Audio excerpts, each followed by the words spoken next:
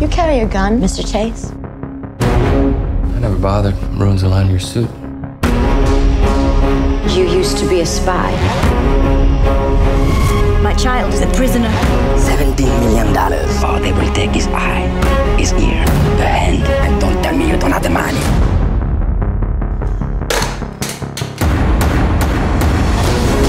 My former father-in-law only buys the best. It's time for you to do whatever it is he pays you to do. Let's hope you're half as good as everything else he's bought. We need to pay the ransom, Mr. Getty. I do not have the money to spare. No one has ever been richer than you are at this moment. What would it take for you to feel secure? More.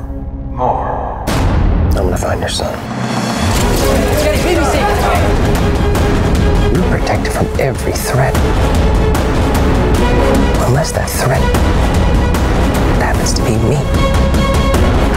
Paul, I just want to go home. Paul. I didn't hire an ex-CIA officer just to pay people off. I hired you to do things that other people can't or won't do. We have to be willing to walk away. He's my son. I can't walk away. I don't think this is about money.